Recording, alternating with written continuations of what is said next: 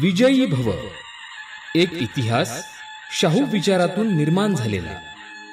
लेखक संदीप रामराव काळे. विजयी भव या पुस्तकाचं अभिवाचन.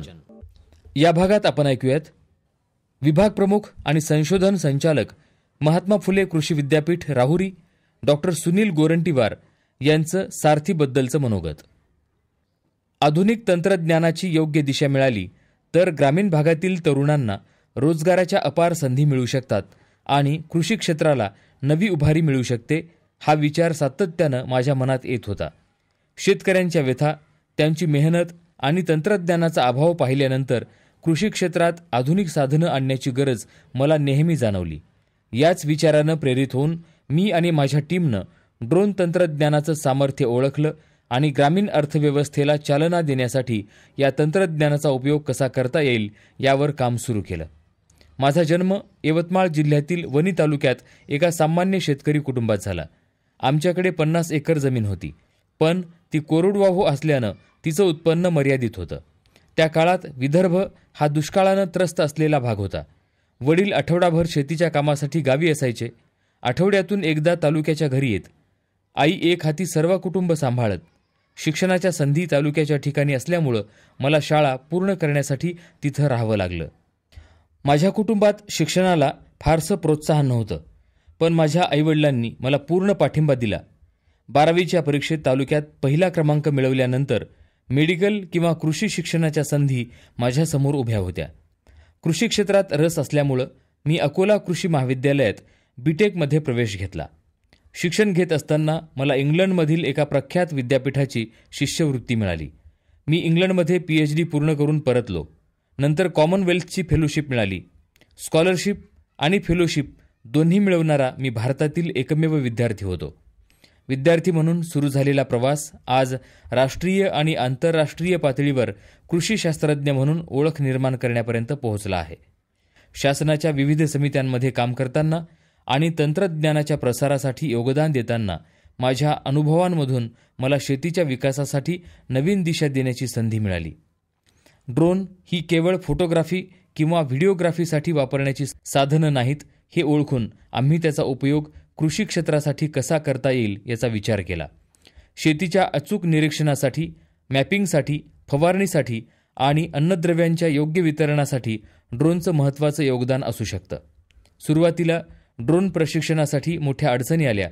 यासाठी विशेष परवानगी, प्रशिक्षक आणि केंद्रांची गरज होती. आम्ही विचार केला की अशा प्रकारचं पहिलं केंद्र महाराष्ट्रातील महात्मा फुले कृषी विद्यापीठ राहुरी इथं का नसावं. विद्यापीठाचे कुलगुरू डॉक्टर प्रशांत पाटील यांच्याशी चर्चा केल्यानंतर त्यांनी आमच्या कल्पनेला पाठिंबा दिला. पुढील प्रक्रियेत सिव्हिल एव्हिएशन मंत्रालयाकडून मान्यता घेणं, आवश्यक साधनं उभारणं आणि विद्यापीठात केंद्र सुरू करणं यासाठी आम्ही सातत्यानं काम केलं. या प्रयत्नातून महात्मा फुले कृषी विद्यापीठ हे देशातील ड्रोन प्रशिक्षणासाठी मान्यता मिळवणारं पहिलं कृषी विद्यापीठ बनलं. आजपर्यंत इथं 350हून अधिक विद्यार्थ्यांना प्रशिक्षण देण्यात आलं आहे. याला ड्रोन पायलट म्हणून ओळख मिळाली आहे. सारथी संस्थेमुळं ग्रामीण भागातील होतकरू विद्यार्थ्यांपर्यंत पोहोचण्याची आम्हाला मोठी संधी मिळाली. सारथीच्या माध्यमातून येणारे विद्यार्थी केवळ अभ्यासूच नव्हे, तर काहीतरी नवीन शिकण्याची आणि ते प्रत्यक्षात उतरवण्याची जिद्द बाळगणारे असतात. या विद्यार्थ्यांनी ड्रोन प्रशिक्षण घेतल्यानंतर काहींनी स्वतःचे उद्योग सुरू केले, काहींनी नोकऱ्या मिळवल्या, तर काहींनी शेतीतील तंत्रज्ञानाचं स्वरूप बदलण्यासाठी नवा आदर्श निर्माण केला. सारथीच्या अधिकाऱ्यांसोबत सातत्यानं संवाद, फीडबॅक आणि सुधारणा करण्याच्या प्रक्रियेमुळे प्रशिक्षण अधिक सुलभ झालं. ग्रामीण भागातील विद्यार्थ्यांना इंग्रजी भाषेची अडचण जाणवली, तेव्हा आम्ही हे प्रशिक्षण मराठीमध्ये सुरू केलं. ऑनलाईन आणि ऑफलाईन वर्गाचं मिश्रित स्वरूप तयार केलं, ज्यामुळे अधिकाधिक विद्यार्थ्यांपर्यंत पोहोचता आलं. ड्रोन तंत्रज्ञानाचा उपयोग केवळ पिकांवर फवारणी करण्यापुरता मर्यादित नाही. याचा वापर पिकांची निरीक्षणं, मॅपिंग, जमिनीचा पोत तपासणं, अन्नद्रव्य फवारणं आणि पेस्टिसाइड्सचा अचूक वापर करण्यासाठी होतो. पिकांवर रोग पडल्यास त्याचा अंदाज लावण्यासाठीही ड्रोन प्रभावी ठरतो. महाराष्ट्रातील शेतकरी आज ड्रोनचा मोठ्या प्रमाणावर वापर करत आहेत. फक्त फवारणीच नाही, तर खतं पसरवणं, मातीची प्रत तपासणं आणि पिकांची स्थिती तपासण्यासाठीही हे तंत्रज्ञान उपयुक्त ठरत आहे. ड्रोनच्या माध्यमातून शेतीशी संबंधित उद्योग वाढू शकतात.